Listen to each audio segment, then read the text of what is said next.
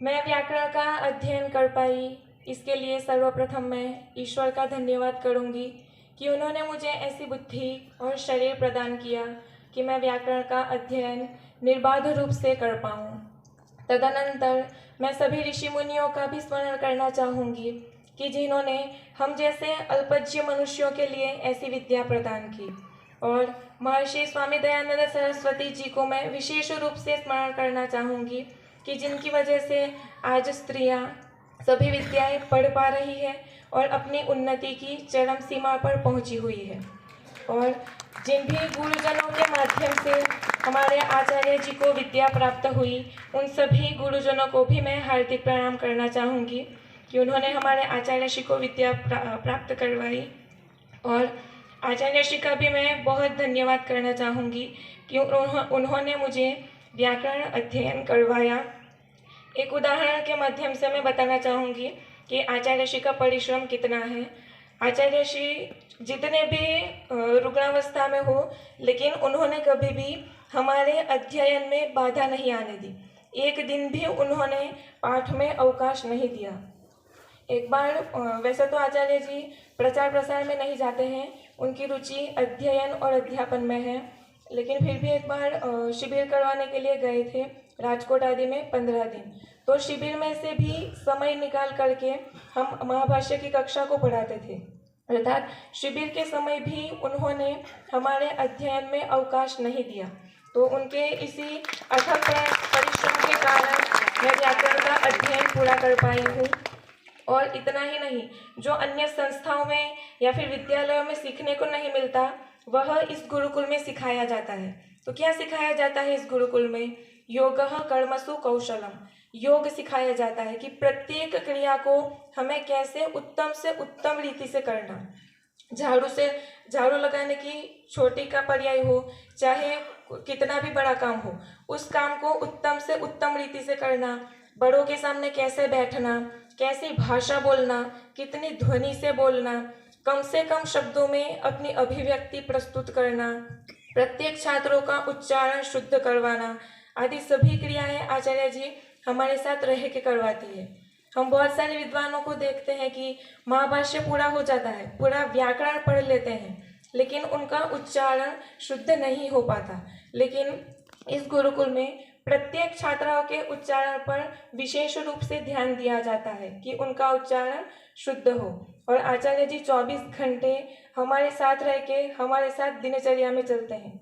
इतना ही नहीं, हमें कैसे कपड़े पहनना, कैसे चलना, धम करके न चलना, मौन के समय न बोलना, प्रत्येक घंटे पर समय से उपस्थित हो जाना, आत्मनिरीक्षण में यदि हमसे कोई त्रुटि होती है तो उसका दंड भी मिलता है कि ताकि आगे से हमसे गलती ना हो।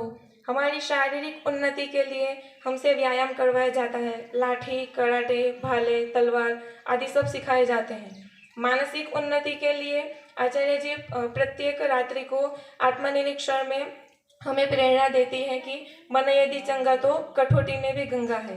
मन एवं मनुष्याणाम कारणम बंध मोक्षयोः।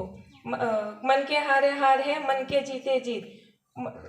जीतम ही जगत के न, मनो ही है न। अर्थात हम मन पे विजय कैसे पा सके, ये प्रत्येक रात्रि को हमें आत्मनिरीक्षण में सिखाया जाता है। और आत्मिक उन्नति के लिए योगाभ्यास, उपासना, यम नियमों का पालन करना, अष्टांग योग का पालन करना, ये सब हमें आचार्य जी हमारे साथ रह के सिखाते हैं, जो अन्यत्र संस्थाओं में प्राप्त नहीं होता। इसके लिए वे 24 घंटे हमारे साथ रहते हैं।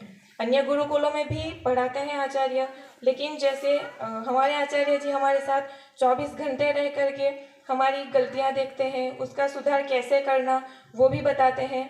ये सब प्रक्रिया अन्य गुरुकुलों में या फिर अन्य विद्यालयों में नहीं होती। तो इसलिए मैं आचार्य जी का भी खूब खूब धन्यवाद करना चाहूँगी।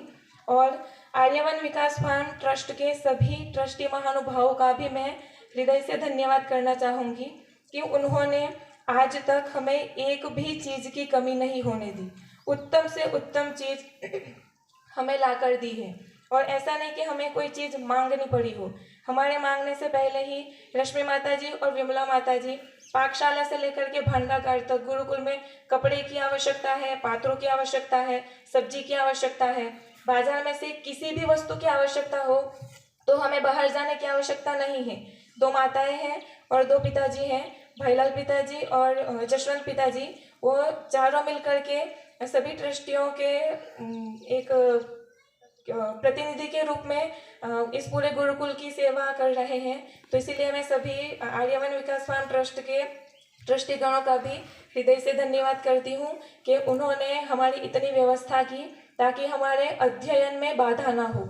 यदि हम अध्ययन कर रहे हो और हमें बाजार जाना पड़े, फिर 1-2 घंटे जाने में लगे, आने में लगे, बस में जाना पड़े, इतने धूप में जाना पड़े, ऐसे कष्ट हमें बिल्कुल भी सहन नहीं करने पड़ते, क्योंकि ट्रस्टी लोग सभी हमारी सेवा करते हैं।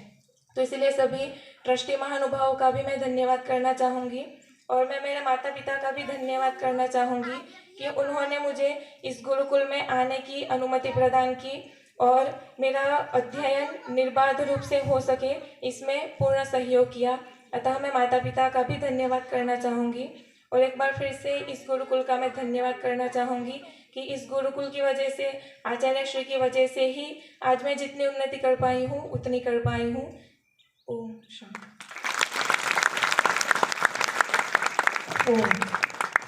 कृष्णा जी का ये भी संकल्प